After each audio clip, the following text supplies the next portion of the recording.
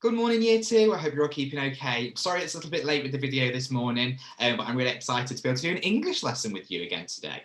Now, in English at the moment then, we are looking at eventually making this non-chronological, which means not in time order, report all about polar bears. So it's like an information text, a non-fiction text all about polar bears. And now we're going to do a little bit of dabbling today, okay? So we're going to start thinking about some more things that we want to learn to be able to make sure that we can put them into our writing, okay? And we're going to have a little look at sentences today, which sounds like a strange thing to look at, doesn't it?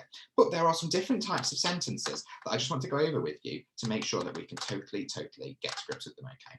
So, sentences then. What is a sentence? That's a good question to start with, isn't it? What is a sentence? So a sentence gives us an idea about something, doesn't it? Okay, it can be a statement, which is what we're going to look at first of all. So a statement is when we're saying something. It's a fact, it's information, or it could be a thought as well. So I could say, my name is Mr. Heesom, full stop at the end of that. What would it start with?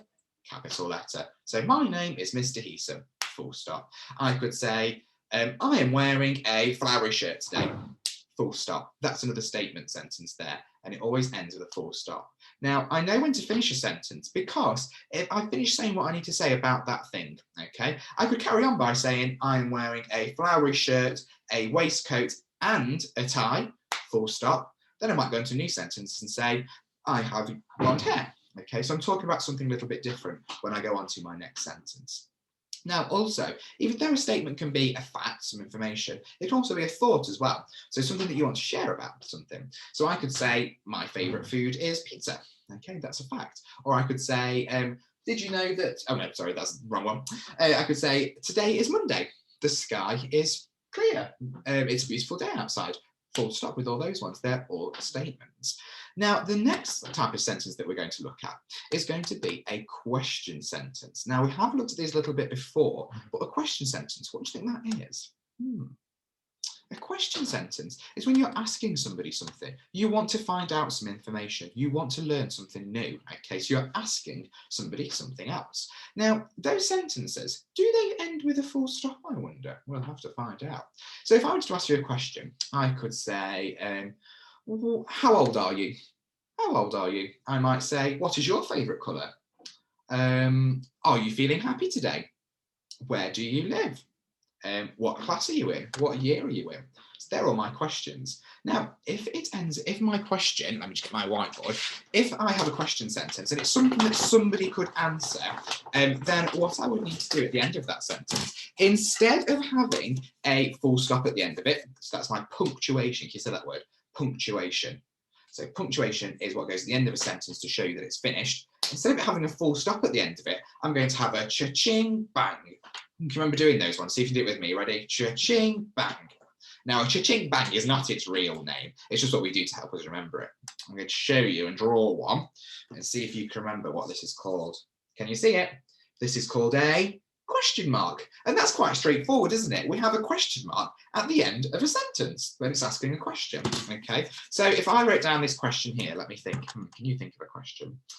I might say, okay, I'm just going to go with one that I've gone with before. How are you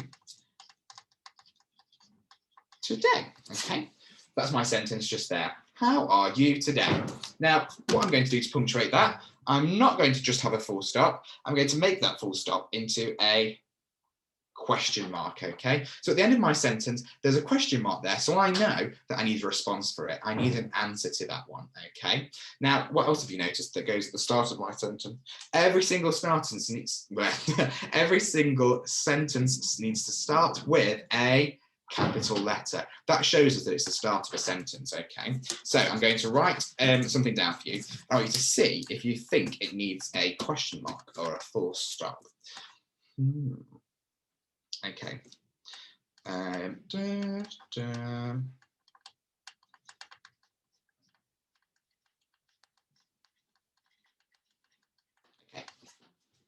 So in my garden, I have yellow flowers. Can you answer that? If I said to you, okay, I'm looking for an answer. I have yellow flowers. Could you give me an answer to that? No, you couldn't give me an answer to it because it's a statement. It's a fact. It's a statement sentence, which means I'm just giving you some information. Okay, so I have yellow flowers. So what do I need to put at the end of my sentence? What punctuation? So that word again, punctuation. What punctuation do I need to put at the end of my sentence? I need to use a full stop. There we go. Can you see it? Easy as that. Okay, so remember, if we have a statement sentence, I'm giving a fact, I'm giving some information, or I'm giving an opinion, something I'm thinking about. Or if I've got a question sentence that I want to find out some information, I'm asking somebody something.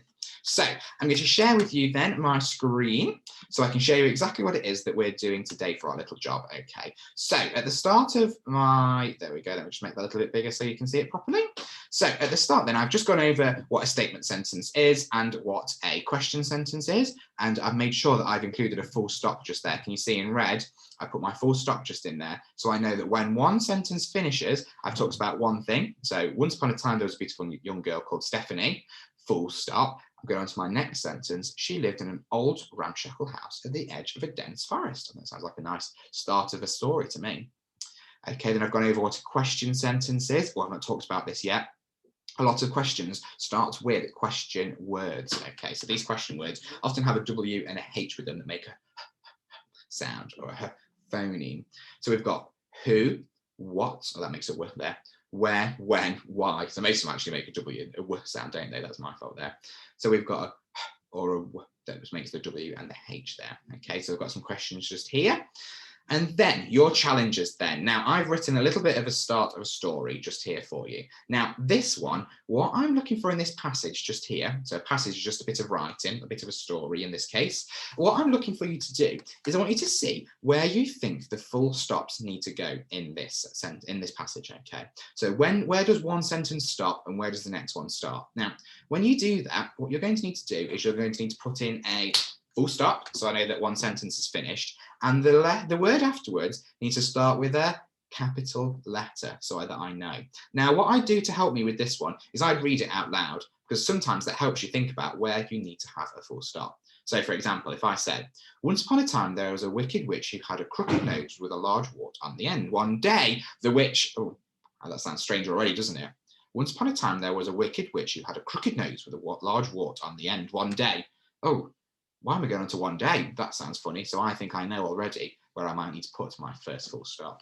Okay, that's activity number 1 for today. Then activity number 2. Now I put here a mixture of some statements and some question sentences. So what I would like you to do is do this. Can you read that word just there? Or you makes a U sound there. 8. Punctuate. So I'd like you to put either a full stop or a cha-ching bang, what's that really? It's a question mark, at the end of those sentences to show me whether you think they're a statement or if they're a question. So think about, is it asking somebody something? Could you answer what they're saying? Or is it just telling you some information, just telling you a fact, okay? So there's a few there to have a little go at. And then I want you to just go down to challenge number 3 for today. Now, challenge number 3 here says, have a go at writing some question sentences that you could ask a friend. For our assembly on Wednesday, you can ask these to your friends to find out some more information. So if you're working from home at the moment, what I would like you to do is write down some questions that you would like to ask some friends that you might see on your Zoom when you're doing it on Wednesday. So you might say to them, what is your favourite toy? Did you have any nice toys for Christmas? You might say, how have you been? How are you feeling? When is your birthday? You want to learn some more bits of information from your friends that we can ask them. And hopefully we'll get through everybody asking at least one question. We'll see how long it takes. Hopefully it won't take too long. So I hope you find that activity all right, guys. Let us know how you get on. And if you find it tricky, let us know, we can help you. But also, we look forward to seeing your fantastic questions. So if you want to send them to us first, we can double check them before we put them onto Dojo, onto the assembly. Okay. All right, guys, have a nice time. See you later. Bye-bye.